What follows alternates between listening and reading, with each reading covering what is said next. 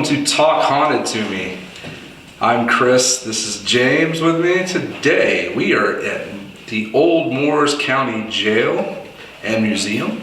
Sure are. Yeah. And we are located right now in the men's cell block, right outside of cell block C, the cell of the famous Mr. Nasty. Yes, definitely. Yeah. So, we're here once again. This is our fourth installment of the podcast, live on location. And we are in Lynchburg, Tennessee. Home of the famous Jack Daniel's whiskey distillery. Which we toured earlier today. Fantastic it was. But I promise we are plenty sober. Well, it's sort of. We are sober. Yeah. It is a dry county. We are, yeah. Anyways. So, as always, I do a quick review of just the last investigation, because we do our podcast before we actually investigate, so obviously we can't tell you much about what happened, but we do have follow-up podcast going with a just retrospective of kind of what happened as well, but a little rundown. We were in South Pittsburgh at the old South Pittsburgh Hospital at our last investigation. Had lots of really cool things we found. We got some really good EVP recordings, a couple of unexplained phenomenon, some knocking, response knocking, the smell of smoke from a tobacco pipe that is supposedly linked to a certain doctor there. But yeah, we had some responses on response devices as well. So we had some really cool things. We got some additional tools in our toolkit for this investigation, so we're excited to try them out tonight. I did want to go back. The EVP sessions we did at the Old South did have some really interesting stuff, and we will post some of that information, like stuff, and let you hear it. I don't like to lead too much with our what we heard or what we believe we heard as a group, just because it is. I don't want to lead you to that. Conclusion. There we go. Let you make your own decisions. Yeah, so we'll try to post those up in like a short video clip, and we'll add what we think it sounds like at the end of that clip, but I don't want to tell you beforehand, so at least you get a little bit of a chance to kind of form your own conclusion. But we thought there were some pretty definitive sounds and words that we heard in those EVP sessions. So we're hoping tonight we get some more, and from talking to some paranormal team that's been here, that kind of run this operation, they've had some incredible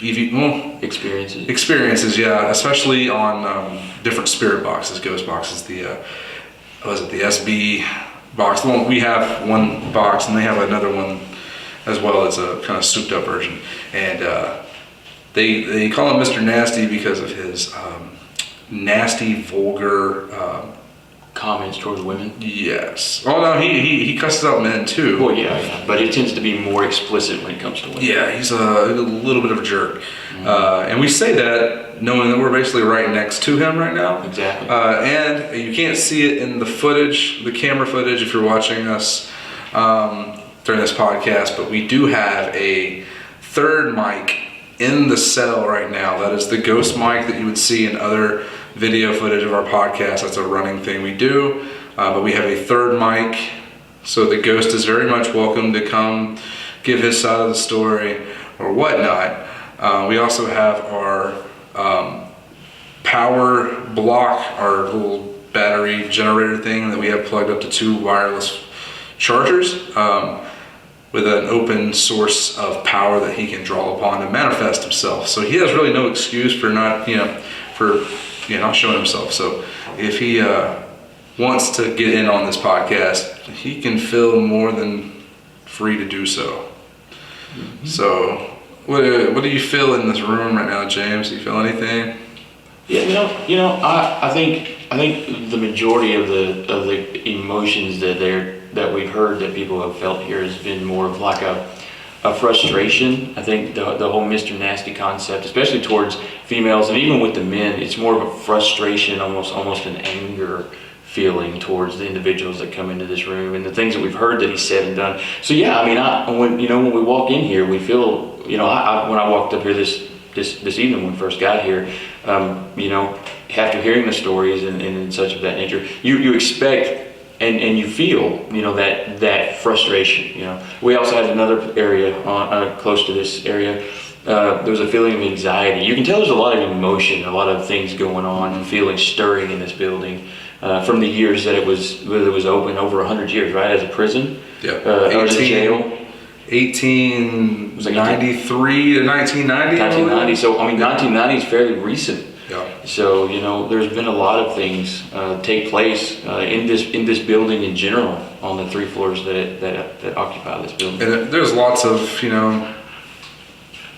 it's a jail, so sure. You've automatically got that emotional tie in there just because you're locked away in this cell like an animal. Well, you're gonna have that feeling, but it's also, since this is an old timey jail, there's a living quarters on the other side of this jail. Like it's a jail on one side, it's a living quarters for the sheriff and his family, and there are at least 2 confirmed deaths in the sheriff's room itself. One of the sheriffs died of a heart attack. One of the wives of the sheriffs died of pneumonia. Mm-hmm. So walking in that room, there's been a description of just like loss of breath, almost like it's hard to breathe, heaviness on your chest. Obviously, the emotion, the imprint of emotion in that room could very well affect you. Mm-hmm. Well, and also here, like you were talking, they're saying these cells are made for up to 4 people in a cell, 2 bunk beds on one side and 2 bunks on the other, so 8 altogether. But at times, because of the overpopulation of the jail, there were up to 24 people at a time in this small area with 1 toilet, 1 sink, and 1 shower. Yeah. And so you can imagine, if extreme emotion resides in a location after that's gone, then the frustration, the anxiety, the anger, the hate of having to be trapped in a place this size with so many people.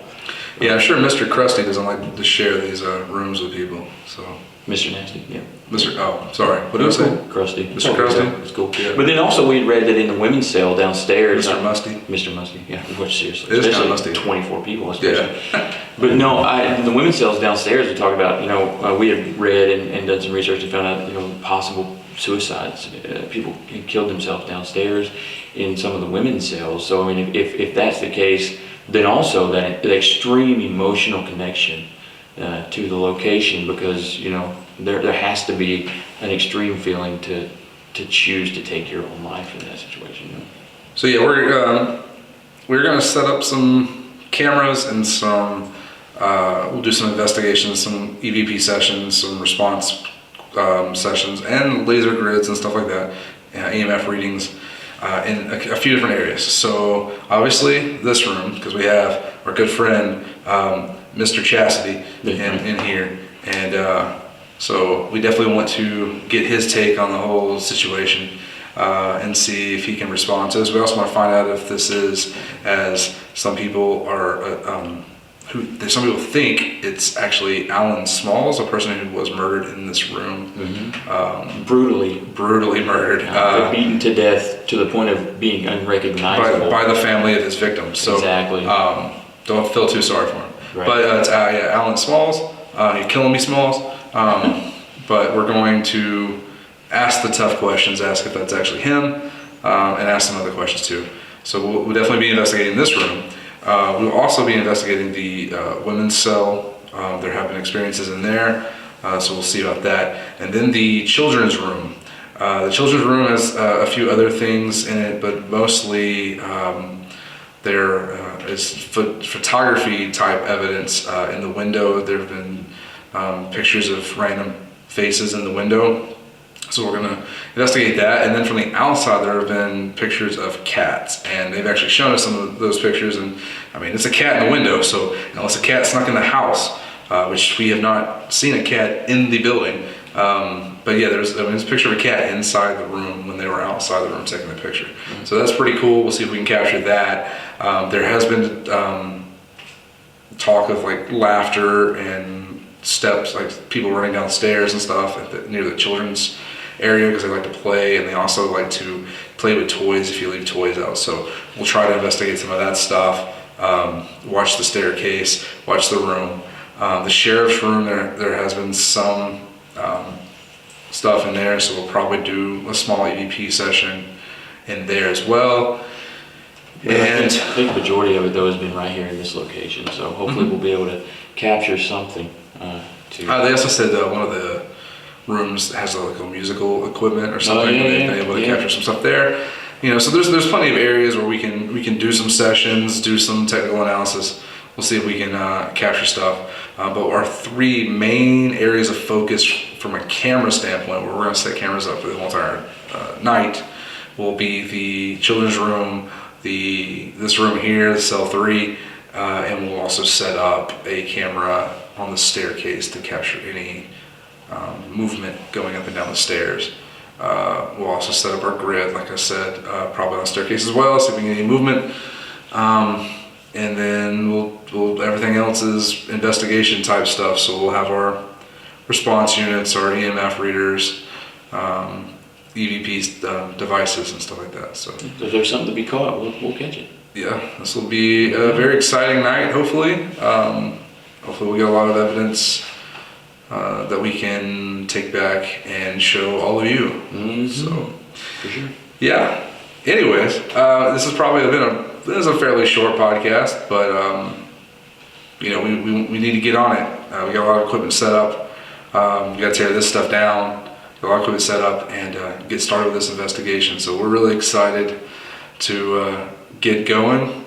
Yeah, hopefully we'll get the podcast may be short, but the evidence that we'll be able to capture will be more than enough to fill in for this. So. Yeah, I'm gonna give a couple of questions over to Mr. Frosty, and we'll see if he says anything to us in the podcast that you guys can hear. That'd be really cool, and then we'll sign off. So, like I said, we're gonna ask a question, give a brief pause, see if there's anything that comes through, ask another question, brief pause, and then we'll sign off.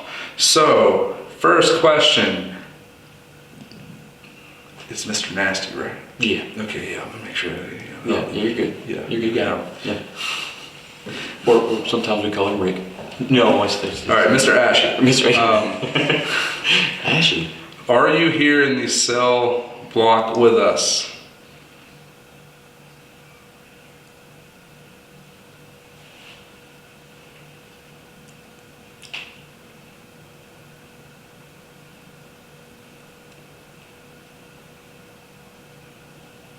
Do you want us to be here?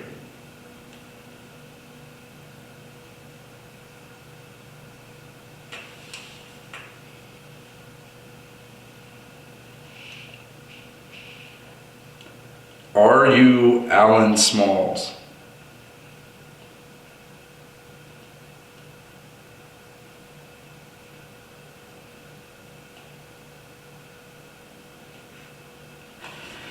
All right.